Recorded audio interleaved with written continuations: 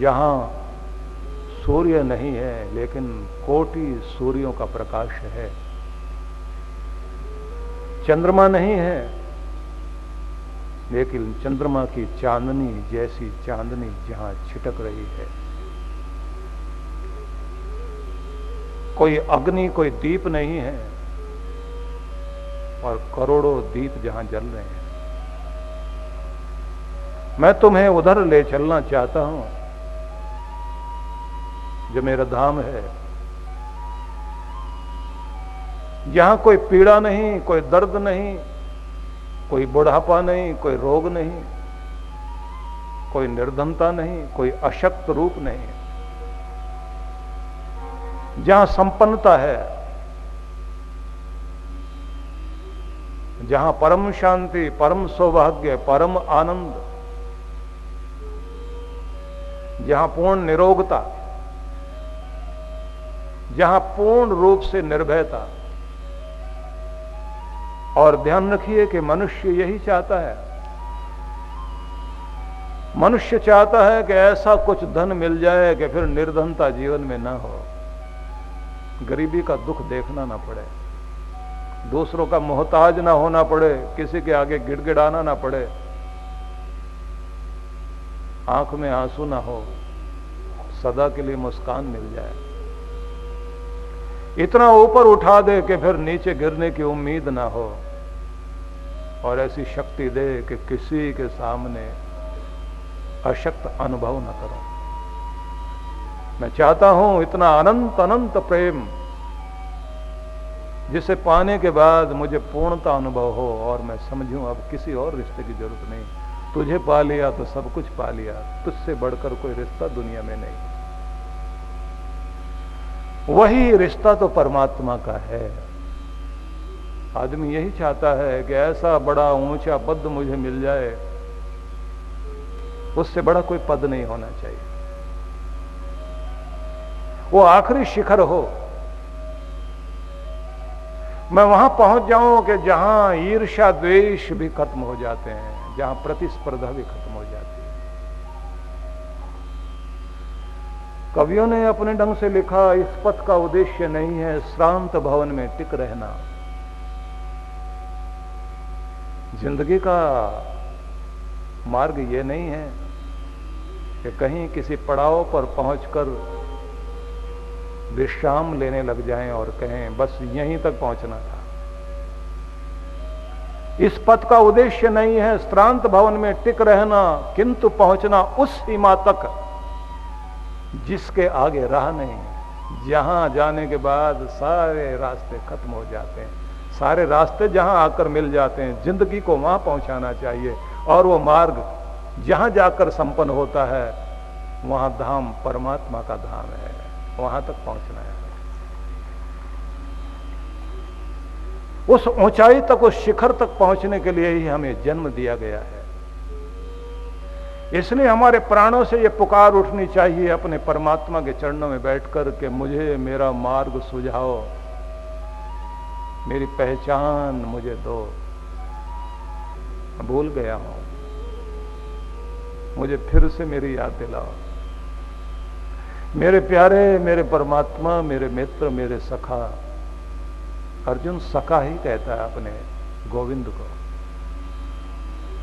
सदगुरु मित्र बन गया और मित्र बनकर अपना विराट रूप भी दिखाता है और दिव्य चक्षु भी देता है। गुरु एक चक्षु देता है, एक आंख देता है।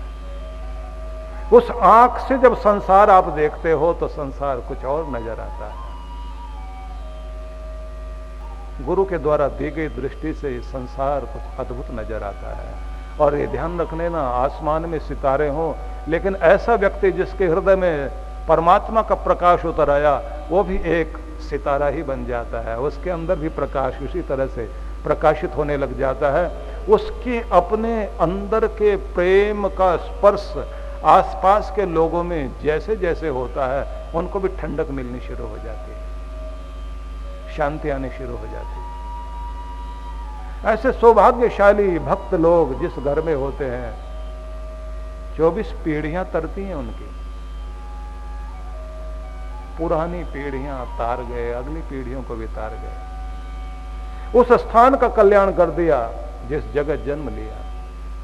कोई तुकाराम, कोई संत एकनाथ,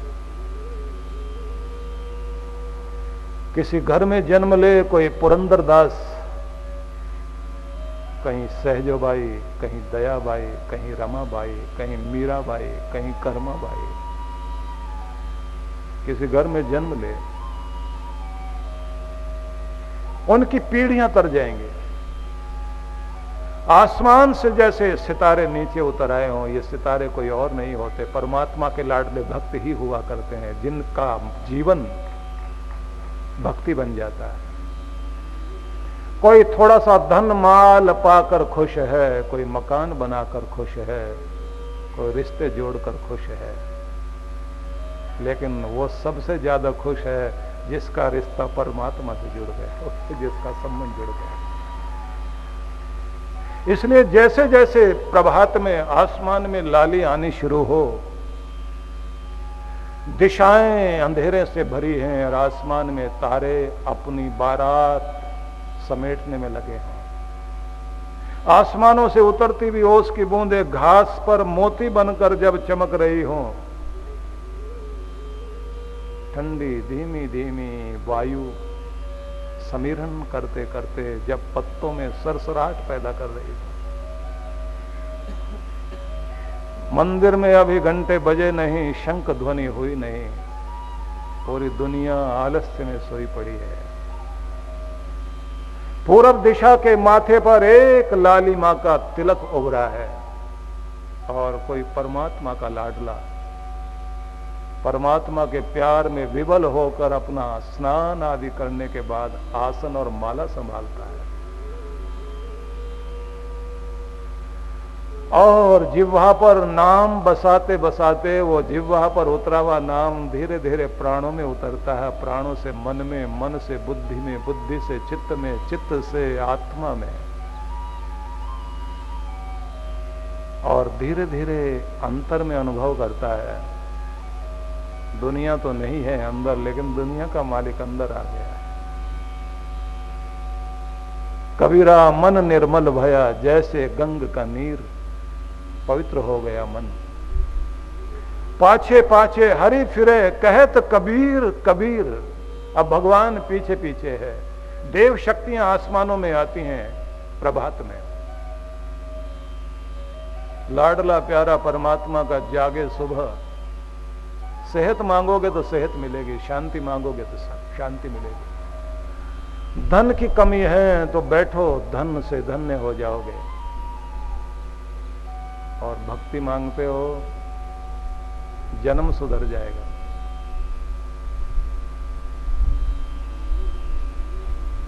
मीरा ने ऐसे ही तो बोला था, औरों का पिया परदेश बसत है, लिख लिख भेजे पाती। मेरा पिया हृदय में बसे है, देखो प्रेम से दिन रात लगाकर झांकी। रात दिन देखती हूं, अंदर झांकी लगाती हूं। औरों का पिया परदेश बसत है, घर छोड़ के चला जाता है, चिट्ठियां भेज रहे हैं, लेकिन हमारा अपना स्वामी तो हमारे अंदर में बसा हुआ है। ध्यान लगाएं तो अंदर दर्शन होते हैं। उस दर्शन होने का मतलब ये नहीं है कि कोई धनुष बाण लेकर राम जी खड़े होंगे या बांसुरी वाले कन्हैया सामने आएंगे या डमरूधारी शिव नृत्य करते हुए, डमरू बजाते हुए सामने पहुंच जाएंगे। बहुतों को सपने में भगवान दिखाई देते हैं। थोड़ा सा मन लग जाता है, कोई कामना करते करते चित्त में जैसे भाव आ जाते हैं, दर्शन हो जाते हैं। लेकिन जब तक प्राण में भगवान न बसे तब तक वो दर्शन भी लाभ नहीं देता। और जब अंदर दर्शन होने लग जाते हैं, ध्यान रखना, ध्यान में अंदर दर्शन होने लग जाए तो फिर हर जगह आपको अनुभव होगा गोविंद सामने जैसे हाथ पकड़कर चल रहे हैं। भक्ति में चाहे ध्यान के द्वारा पहुंचो या भजन के द्वारा, आपका कीर्तन भी इतना तल्लीन कर दे आपको, अपनी सुध बुध खो दे। आपकी पूजा सुध बुध खो दे आपकी। रामकृष्ण परमहंस, उनकी पूजा का ढंग भी अद्भुत था। जब देवता के लिए प्रसाद तैयार होता था तो वो कहते थे रुको रुको रुको, पहले मुझे देखने दो, चख लेने दो, फिर भोग लगाऊंगा। और देखने के बाद फिर वो कहते थे हाँ ठीक है। अब खाने के बाद फिर उस भोग को लेकर जाएं, भगवान को देकर आएं। खबर पहुंच गई ट्रस्टियों को, मंदिर के ट्रस्टियों को, बैठ गए सब इकट्ठे होकर। ये कोई नियम है? भगवान को जिमाए बिना तुम जिम रहे हो, उनको खिलाए बिना खा रहे हो, उनको पहले खिलाओ। ये तो झूठा हो गया। ये नियम नहीं जानते तुम लोग। तुम्हें तो नियम हमें बताने चाहिए, तुम खुद नियम तोड़ रहे हो। उन्होंने कहा कौन सा नियम? पूजा का। अब पूजा का नियम जानते हो क्या होता है? पूजा का नियम रामकृष्ण परमहंस कहते हैं प्रेम होता है। और प्रेम मैंने अपनी मां से सीखा है कि जब भी उसने मुझे खिलाया पहले खुद खा के देख लिया मेरे बेटे के खाने के लायक है या नहीं। और जब उसने देख लिया कि मेरे बच्चे को दिया जा सकता है तो उसने मुझे खिलाया। उसने तो यहां तक भी देख लिया ज्यादा गर्म ना हो, जीभ ना जल जाए। वो मुझे प्यार करती है, उसका प्यार केवल मेरे तक टिका हुआ, अपने बेटे तक टिका हुआ। पर जो दुनिया का मालिक है, अपना समस्त प्रेम, मेरा रिश्ता नाता और किसी से नहीं, मेरे भगवान से है। और अपने भगवान को जब भोग लगाऊंगा तो कुछ भी ऐसे दे दूं ऐसा संभव नहीं है, पहले चख लेना जरूरी है। बिल्ली ने भी चखे थे पहले बेर कि मेरे राम के लायक है या नहीं। बात झूठी की नहीं है।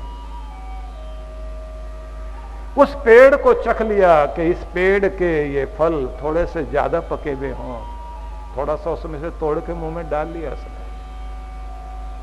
सारी मिठास भगवान को अर्पित कर दूं, सारा प्रेम भगवान को अर्पित कर दूं, कड़वाहट मेरे नाम रह जाए, प्यार परमात्मा तक पहुंच जाए। जब आपका प्रेम भगवान तक पहुंचने लग जाता है तो समझ लेना आपकी भक्ति सफल होने लग गई है। क्योंकि पूजा नहीं पहुंचती, पूजा के माध्यम से प्रकट किया गया प्रेम ही भगवान तक पहुंचा करता है। इसलिए जब भी आप कोई पूजा करते हैं समझ लेना वो प्रेम है या नहीं है। इस प्रेम को ही श्रद्धा कहते हैं, इसी को भक्ति कहते हैं। जब तक आपकी पूजा प्रेम ना बन जाए, एक फूल भी अर्पित करोगे, उस फूल में भी महसूस होना चाहिए अनंत प्रेम। और ये ध्यान रख लेना कि कोई सेवा करते करते पहुंच जाएगा, कोई जाप करते हुए पहुंचेगा, कोई पूजा पाठ करते हुए पहुंच जाएगा, लेकिन पहुंचेगा वही जिसके प्राणों में अनंत प्रेम होगा। इसलिए जब भी आप भक्ति करें, यहां समय का कोई मतलब नहीं होता। यह नाटक नहीं है। यहां घड़ी देख करके आप पूजा कर रहे हैं ऐसा नहीं है। वो 2 मिनट में भी हो सकता है और हो सकता है 200 मिनट में भी ना काम बने। जब तक आप द्रवित ना हो जाएं, लिक्विड फॉर्म में ना आ जाएं, बह ना जाएं, आपका ठोसपन पिघल ना जाए। मक्खन मिश्री जैसी स्थिति बना लीजिए, गोविंद को यही पसंद है। मक्खन को पिघलना चाहिए, मिश्री को घुल जाना चाहिए, भक्त को घुल जाना चाहिए और भक्त को मक्खन की तरह पिघल जाना चाहिए। कन्हैया स्वीकार करेंगे, गोविंद स्वीकार करेंगे। सांचे में ढलने का नियम यही है। कोई सेवा करते करते अपने आप को हनुमान की तरह, हनुमान जी को, वीर बजरंगी को ध्यान से देखना। वो सेवक और सैनिक 2 रूप दिखाई देते हैं। हाथ में गदा, सेवक और गदा लेकर खड़ा हो, सेवक का गदा से कोई लेना देना नहीं, लेकिन वो सैनिक भी हैं अपने राम के और सेवक भी हैं। सेवक हैं तो इतने अद्भुत सेवा ढूंढते हैं, सेवा मिल जाए तो फिर कुछ भी जतन करना पड़े पूरा करके आते हैं। इसलिए हनुमान जी अद्भुत हैं, उनकी सेवा की योजना भी अद्भुत है। काम दिया गया कि सीता जी की का पता लगाकर आओ, लंका में है भी या नहीं। और पूरी कहानी को न समझ के आप सिर्फ इतना समझ लीजिए कि हनुमान जी लंका में गए। कहानी में यह भी आता है कि बहुत सारी बाधाएं, कहानियां तो आप रोज सुनते हो, बड़ा चस्का लेकर सुनाई जाती हैं, बीच बीच में जय बुलवाई जाती है, वो तो सब आपको याद है। पर कहानी की वो रहस्यमयता वो आप तक पहुंचाना चाहता हूं। दर्शाया गया है कि बहुत सारी विघ्न बाधाएं हैं, सामने सूरसा खड़ी है, मुंह फैलाकर संसार के विषय भोग का रूप लेकर के सूरसा खड़ी है। संसार के पदार्थ बड़े, इतना मुंह फैलाए, इच्छा इतना मुंह फैलाए खड़ी रहती हैं, एक पूरी करो और मुंह फैल जाता है। हनुमान जी ने भी अपना आकार बड़ा किया, जितनी बड़ी इच्छा उतनी बड़ी शक्ति पैदा कर ली अपनी। जितना सूरसा मुंह फैला है उतना ही हनुमान जी आकार बढ़ाएं। और सार में बात समझ लीजिए, हनुमान जी ने देखा कि ऐसे नहीं जीता जा सकता, इस प्रतिस्पर्धा से बाहर निकलना है। एक इच्छा पूरी हो गई, दूसरी को जन्म दे जाएगी, तीसरी को जन्म दे जाएगी, इच्छाएं बढ़ती रहेंगी। इच्छा का खिलौना कभी नहीं टूटता, याद रखना। तमन्नाओं में उलझाया गया हूं, खिलौने दे के बहलाया गया हूं। ये खिलौने पकड़ा दिए इच्छा के भगवान ने, सारी जिंदगी इससे खेल रहे हैं हम। बच्चे खिलौनों से खेलते हैं, हम इच्छाओं को पूरा करने में लगे हुए हैं। झुकाना नहीं जानते, छोटा नहीं करना जानते। हनुमान जी ने अपने आप को छोटा किया, सूरसा के मुख से पार हुए। दिखाया गया कि बुद्धिमत्ता होनी चाहिए, कहां झुकना है, कहां तनना है, कहां झुकाना है और कहां झुकना है, कहां मानना है और कहां मनाना है, कहां दबाना है, कहां दब जाना है, कहां एडजस्ट करना और कहां एडजस्ट कराना है। ये याद रख लेना। कुछ लोगों को एडजस्ट करना तो आता है, तालमेल मिलाना तो आता है, पर दूसरों से तालमेल मिलाने के लिए मजबूर करना नहीं आता। कोई घर में महिला इतना दबती जाएगी, दबती जाएगी, दबती जाएगी, सब उसे दबाते ही जाएंगे, दबाते जाएंगे, दबाते जाएंगे, गड्ढे में घुस जाए वहां तक भी दबाएंगे, फिर मिट्टी डालेंगे ऊपर। झुको और झुकाओ भी सही, मिलो मिलाओ, मानो और मनवाओ, दोनों चीजें आनी चाहिए। याद रख लीजिए, अपनी बात मनवाना भी आना चाहिए और दूसरे की बात मानना भी आना चाहिए, मिलना भी आना चाहिए, मिलाना भी आना चाहिए। हनुमान जी ने कर दिया वही सब काम। जहां झुकना चाहिए झुक गए,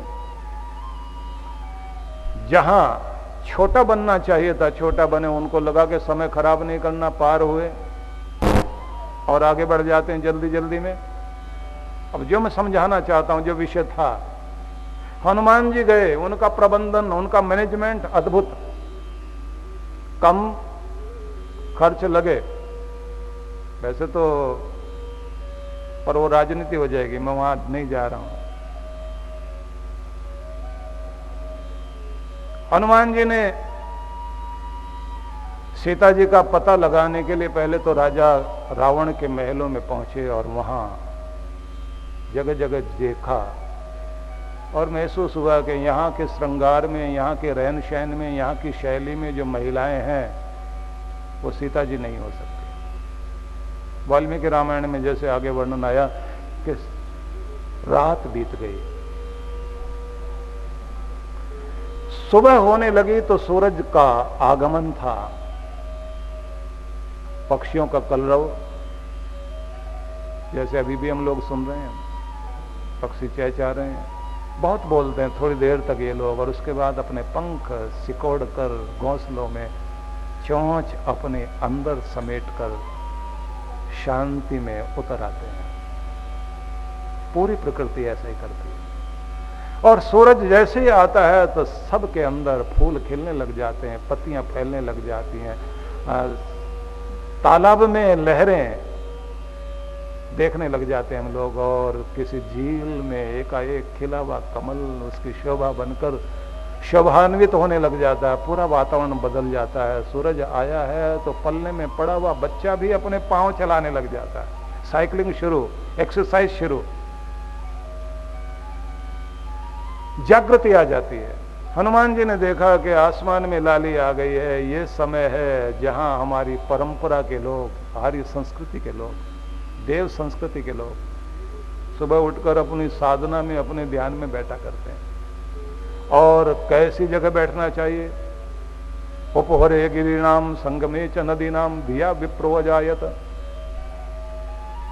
पर्वत श्रृंखला, कोई गुफा, कोई जल का स्रोत, समुद्र का तट या सरोवर तट, नदी का तट, प्रकृति का सुरम्य वातावरण, ऐसे किसी स्थान में परमात्मा का लाडला, परमात्मा का प्यारा या फिर कोई दिव्य आत्मा, उस जगह बैठ करके अपने शक्ति को परम सत्ता से जोड़ते हैं। एक बात ध्यान रखना, आपके मंदिर भी उस सत्ता से किस तरह से जुड़े हुए हैं। मंदिर का गुंबद ध्यान से देखना, मंदिर पर लगा हुआ कलश पीतल का, तांबे का, चांदी का, सोने का, यही होता है सुचालक धातु। कॉस्मिक एनर्जी को खींचने के लिए आंखों की तरफ ज्यादा देखते हैं, नथुने, होठ, चाल ढाल, क्या हरकत करता है व्यक्ति, तो आंखों में पूरा प्रभाव आया हुआ होता है उस समय। तो जब देवता की आंखों की तरफ देखता हुआ व्यक्ति ध्यान करता है, पूजा करता है, पाठ करता है, तो संबंध बन रहा है मूर्ति से। पर मूर्ति में आती हुई ऊर्जा और मूर्ति में जो ऊर्जा आ रही है, जहां से आ रही है, उस पर ब्रह्म परमेश्वर से आपका सीधा संबंध जुड़ता है। और जब आपकी भक्ति में इतनी ऊंचाई आ जाए कि मूर्ति का पत्थर गायब हो जाए और साक्षात भगवान नजर आने लग जाए, तो समझ लेना चाहिए अब आपकी भक्ति में रंग लगना शुरू हुआ। और तब मजा ये होगा, कभी कभी तो आप आंख में आंसू भर के बोलने लग जाते, नाराज मत होना, गलती हो गई, माफ कर देना ना भगवान, अब नहीं करूंगा। दोनों कानों को हाथ लगाता है आदमी। और कभी आपको लगता है कि आज मेरे साथ मेरे भगवान भी हंस रहे हैं। और कभी तो यह भी अनुभव होगा कि जैसे सिर पर हाथ रख दिया हो आकर। देखने में लगता है कि यह भावुकता है, पर भावुकता नहीं, ये प्रेम है जो आपको परम से जोड़ता है। तो हनुमान जी गए नदी के किनारे एक चलते चलते, और उन्होंने एक सुंदर वाटिका में एक पेड़ के नीचे एक दिव्य आभा को, दिव्य मूर्ति को, एक महिला को देखा और अनुभव किया कि ये सीता जी हो सकती हैं। और उसके बाद आंखें बंद की और जो छवि अपने मन में बसाई थी उस छवि के साथ मेल बैठाया, तो अनुभव हुआ सीता जी यही है। अब सेवा देखिए। उसके बाद की कहानी में यह आता है कि हनुमान जी ने वहां अपना प्रभाव दिखाने के लिए दुष्टों को कपाने का काम किया कि जिससे उनका डर इनके मन से निकले।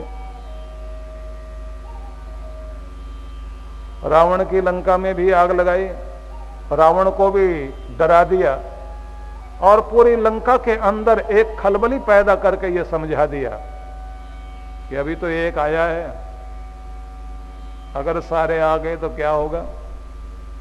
यह सब दर्शाने के बाद, सीता जी को भी विश्वास दिलाने के बाद, अब एक काम बाकी था। सीता जी का पता लग गया, अपना डर भी दिखा दिया गया, इनकी शक्ति भी आंक ली गई, इनकी कमजोरियां भी देख ली गई।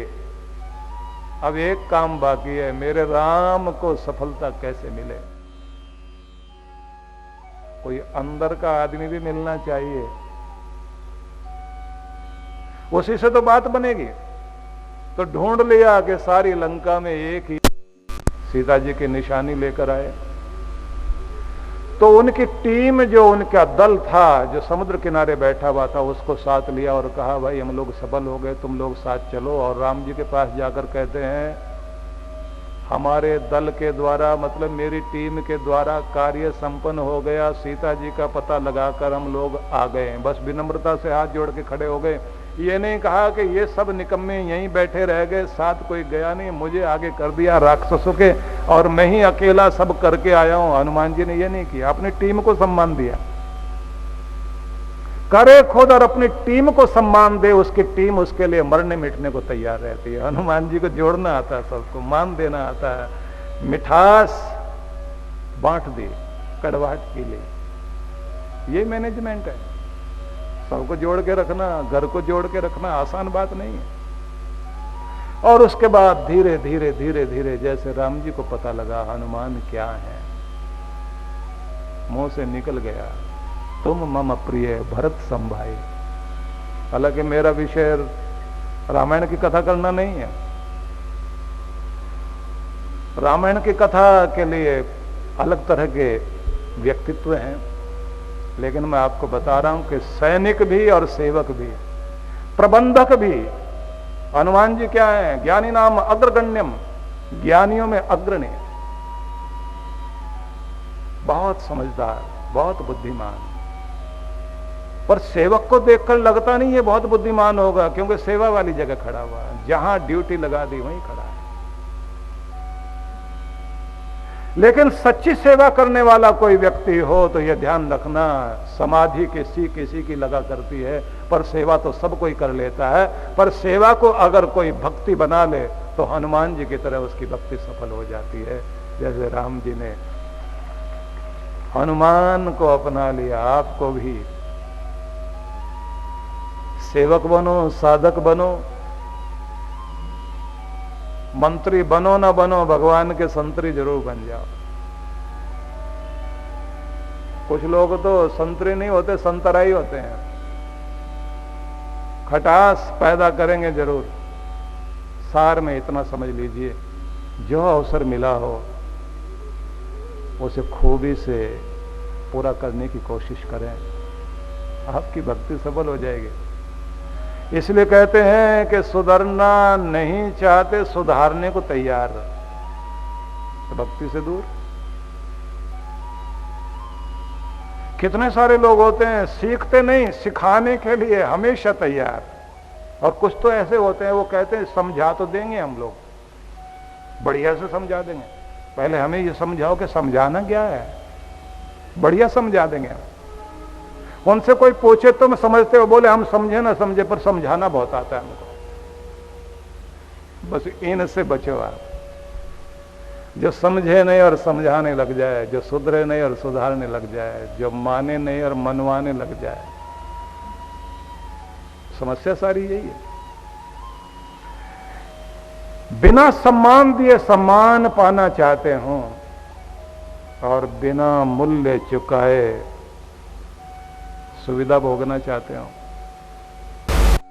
बिना तपस्या किए ऊंचे पद पर पहुंचना चाहते हो। संभव नहीं है। हनुमान जी हनुमान ऐसे नहीं बन गए। ठीक है, एक अवसर हुआ करता हर किसी के लिए। हनुमान जी भी किष्किंधा की गुफा में बैठे रहते थे। एक समय आया उनके जीवन में जब राम जी का प्राकट्य हुआ तो हनुमान का भी प्राकट्य हुआ। हनुमान के अंदर से उनकी जो जन्म ज्योत थी, जन्म से जो ज्योति थी उनकी, वो जागृत हुई। उसके बाद हनुमान हनुमान। आपके अंदर की शक्ति को भी जगाने वाला होना चाहिए कोई। आपके अंदर की, आपके भीतर की आग जब बुझ जाती है, उसे जगाने का काम सदगुरु किया करता है। रास्ता भूले परम पिता का, याद दिलाने आए तुम। सदगुरु आता है। रास्ता भूले परम पिता का, याद दिलाने आए तुम। मेरे अंधियारे मन मंदिर में दीप जलाने आए तुम। मैं तो अंधेरों से भरा था, तो तुम आए तो भीतर की ज्योति जागृत होनी शुरू हो गई। और किसी भी अहंकार में पद का, प्रतिष्ठा का, धन का, रूप का, कुल का कोई भी अहम, कोई भी मद लेकर गुरु के निकट मत जाना, सामान्य बन जाना। अर्जुन ने जैसे कहा कि मैं कुछ भी नहीं हूं और आपका शिष्य हूं और आपकी आज्ञा पालन करने के लिए तत्पर हूं, इसलिए मुझे मेरा मार्ग सुझाओ, मैं किधर जाऊं। और कृष्ण ये समझाते हैं कि मैं तुम्हें कहां ले जाना चाहता हूं। वो बताते हैं यद गत्वा न निवर्तन्ते तद्धाम परमम मम, जहां जाने के बाद फिर लौटना नहीं चाहोगे, वो है मेरा धाम। जहां पहुंचने के बाद तुम्हें लगेगा कि बस और पाना बाकी नहीं, और पहुंचना बाकी नहीं। पश्चिम का मनोविज्ञान और मोटिवेशनल मास्टर जितने भी हैं, कुछ से हम इंस्पायर होते हैं, कोई हमें मोटिवेट करता है, वो एक बात बार बार बोलते हैं, तुम्हारी यात्रा किस और, शब्दों पर ध्यान देना, तुम्हारी यात्रा किस और है, सफलता की ओर या फिर सिर्फ पागलों की तरफ भटकते घूमते हो, इधर चले गए, उधर चले गए, यहां गए, वहां आए। और अगर ऐसी जिंदगी पूरी कर रहे हो तो तुम जिंदगी की कीमत नहीं मानते, तुम्हारी जिंदगी की कीमत दूसरा फिर क्यों लगाएगा। खुद को आदर देना सीखिए, दुनिया आदर देगी। अपनी नजरों में अपना सम्मान बढ़ाओ, अपनी गरिमा बनाओ।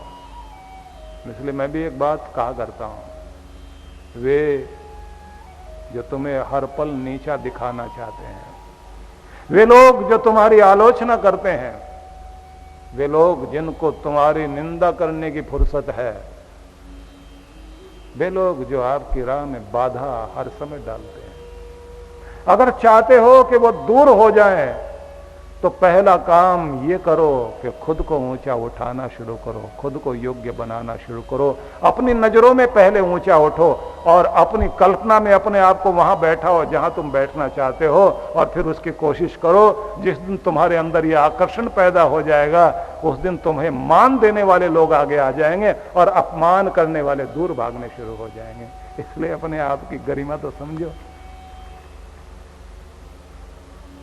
मैं कुछ नहीं कर सकता, मेरी किस्मत अच्छी नहीं, मेरे लोग अच्छे नहीं, मेरे मित्र अच्छे नहीं, मैं गरीब घर में पला हूं, मेरे माँ बाप ने भी मेरा साथ नहीं दिया, और तो और पत्नी तो बिल्कुल साथ नहीं देती। मैं अंबाला बोलता हूं, वो पटियाला बोलती है। अब किसी किसी के साथ तो बड़ी मुसीबत होती है, घर में झगड़ा हो रहा है, पड़ोस में एक आदमी आया पति पत्नी को समझाने के लिए, बोले कभी तुम्हारा मन एक हुआ, विचार एक हुए, कभी एक रास्ते से इकट्ठे भी गए। पत्नी बोली बस हाँ एक दिन गए थे। बोले जिस दिन घर में आग लगी थी ना, एक ही रास्ते से भागे थे दोनों, पर बाकी जिंदगी एक रास्ते पर चले ही नहीं कभी। एक इधर बोल रहा है, एक उधर बोल रहा है।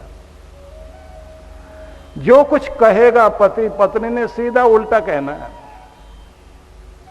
और किसी का पति ऐसा होता, पत्नी कहे तो इसको तो समझ ही नहीं है, मैं समझदार। अब पत्नी जानती है कि थोड़ी देर के बाद ये चोट खाकर आएगा और मुंह फुला के बैठेगा, और उसके बाद गलती फिर भी नहीं मानेगा, दुखी होगा जरूर। लेकिन ध्यान रख लीजिए, जहां मेल नहीं है ना, सुख शांति भी नहीं है। घर में बरकत नहीं पड़ेगी अगर आपके घर में कलह कलेश है। बड़ा सुंदर एक श्लोक है, भूम्या हसंती मम भूमि रीति ब्रवाणम। ये जमीन हंसती है। जब कोई ये कहता है कि मैं इस जमीन का मालिक हूं अर्था हसंती उचित दान विहीन लुब्धम। ये धन भी हंसता है उसे देखकर। जिसने अपने धन का उपयोग नहीं किया, जोड़ जोड़ कर रख लिया तिजोरी में, देख देख कर खुश होता है, धन उसको देखकर हंसता है और कहता है मैं तेरा साथ निभाना चाहता था इस लोक से उस लोक तक, पर तुझे आया नहीं इसका प्रयोग करना, इसलिए तेरा धन ही तेरी चिंता का कारण बनेगा। और कहा अक्षा हसंति विषयेषु अधिरूढ़ चित्तम। आंखें भी हंसने लग जाती हैं। जहां देखना था इसको वहां नहीं देखता। इसके अंदर तो विकृति भरी हुई है, कीचड़ में वासनाओं के फंसा है। जिसके दर्शन करने के लिए आया था उसके दर्शन नहीं कर रहा है, तो ये आंखें भी मिली तो किस काम की। लक्ष्य देखता, मंजिल देखता, परमात्मा को देखता और अपने कर्तव्य को देखता, तो आंखें भी धन्य हो जाती। मृत्युर सत्यमृत भक्ति विहीन मूढ़म। कहते हैं मृत्यु भी हंसती है कि अमर करने का, खुद को यमराज के पंजे से खुद को छुड़ाने का एक मौका तुझे मनुष्य के देह में दिया गया था, और कितना मूर्ख निकला। बार बार जन्म लेना और मरने के चक्र में फिर से फंस गया, क्योंकि तुम्हारी जिंदगी का कोई रास्ता नहीं। तुम तो एक दायरे में रोज घूमते घूमते जीवन को पूरा कर रहे हो। मैं निवेदन करना चाहता हूं आप सभी से, मनुष्य की देह बहुत कीमती है। इस कीमती जीवन को अगर हम और कीमती बनाना चाहते हैं तो खुद को मूल्य देना सीख जाइए, खुद का मान करना सीख जाइए। और ये रोना नहीं रोइए मेरी गरीबी मेरी बाधक है, मेरा वक्त ठीक नहीं है, मेरा साथ देने वाले ठीक नहीं है, किस्मत काम नहीं कर रही।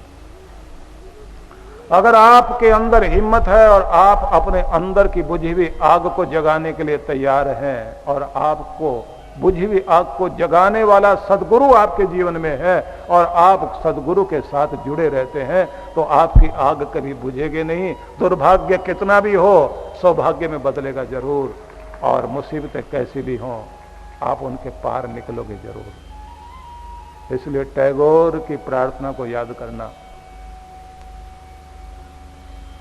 जहां उन्होंने कहा था कि नहीं मांगता तुझसे, सीधे सरल पथ पर चलने के लिए मैं तो मांगता हूं ये कि टेढ़े मार्गों पर भी सरलता से चलना मुझे आ जाए, ये आशीर्वाद मुझे मिले। मैं भी ये बात कहा करता हूं कि जिम्मेदारियों का बोझ कितना भी हो, भगवान से कभी ये मत मांगना कि जिम्मेदारियां कम कर लो। प्रार्थना हमेशा यही कहना, जिम्मेदारियां जितनी बढ़ा सकता है बढ़ा, लेकिन जिम्मेदारियों को उठाने की ताकत भी मेरे कंधों में जरूर दे, कि जिससे मैं हर जिम्मेदारी निभा सकूं। तो कंधे मजबूत हो मेरे, उलझने कितनी भी हो सुलझाने की बुद्धि दे, और दुखों के बीच मुस्कुराने की शक्ति दे। अपनों को भी ऊपर उठा सकूं और अपने आप को भी ऊंचा उठा सकूं। अपनी मृत प्रार्थनाएं मत कीजिए। जिस कौम की मुर्दा प्रार्थनाएं हुआ करती हैं वो मुर्दा ही रह जाते हैं। अपनी प्रार्थनाओं में बल भरिए। ये जो मौका मिलता है ना आपको जब यहां बैठने का, तो अपने मन में बोल दिया करो कि तेरी सुलगाई भी आग पर राख आ गई है, कुछ ईंधन कुछ आहुति डाल कि फिर से जागृत हो सकूं, प्रकाशमान हो सकूं। हमारी यात्रा भूलोक से शिवलोक की यात्रा है। उस यात्रा पर अगर हम अग्रसर हैं तो हमें ध्यान रखना चाहिए कि हम परमात्मा के मार्ग पर चलने के लिए इस दुनिया में हैं और खुद को बदलने की अपनी ताकत को कभी कम करके मत आंको। लोग कहते हैं ना, मैं बदल नहीं सकता, मैं अपनी आदतें नहीं सुधार सकता, जैसी आदत बन गई, अब क्या करूं।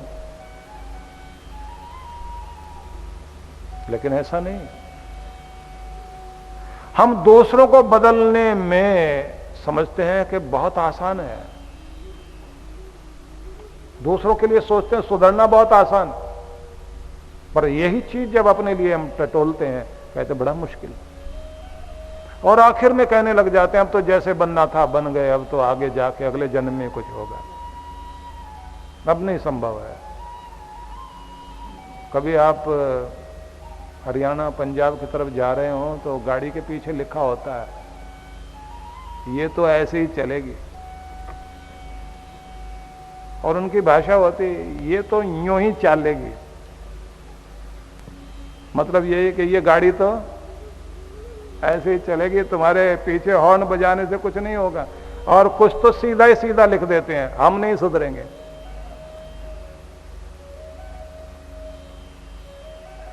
पर वो फिर भी हिम्मती हैं, लिख तो लेते हैं। बाकी तो ज्यादातर लोगों के अंदर लिखा हुआ होता है हम नहीं सुधरेंगे। हम बच्चे बोल रहे होते हैं, कोई विज्ञापन चलता है ना, सारे घर के बदल डालेंगे। अब कमाल की बात है कि सारे घर को बदलने के लिए सब तैयार, पर खुद को बदलने के लिए कोई तैयार नहीं। आज से शुरुआत होनी चाहिए, प्यार भरी शुरुआत। थोड़ी कोशिश तो करो। किसी आदत को सुधारना हो तो 3 सप्ताह लगातार वो करिए जो आप करना चाहते हैं,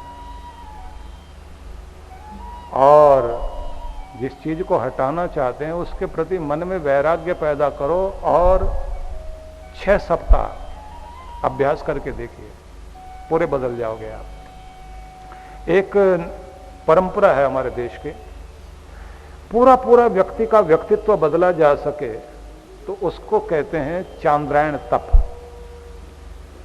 1 महीने का तप है, अद्भुत तप है वो।